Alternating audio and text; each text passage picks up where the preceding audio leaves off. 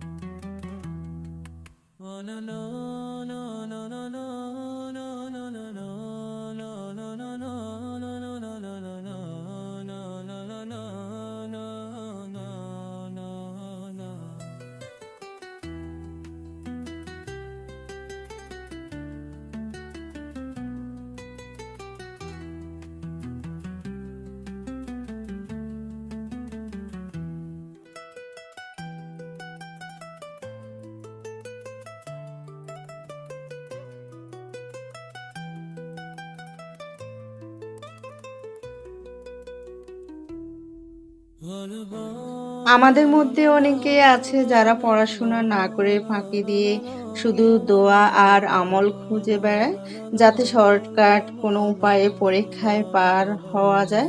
ইসলাম আমাদের কখনোই এই শিক্ষা দেয় না। ইসলাম আমাদের শেখায় আমরা যে কোনো কাজ করব তা যথাযথভাবেই এবং ভালোভাবেই করব। আল্লাহ তাআলা এটিই পছন্দ করেন, যা হাদিসেও স্পষ্টভাবে উল্লেখ আছে। অতএব পরীক্ষায় ভালো করতে হলে আমাদের সঠিক নিয়মে পড়াশোনার সাধনা ও প্রচেষ্টা অব্যাহত রাখতে হবে এবং পাশাপাশি আল্লাহর উপর ভরসা রেখে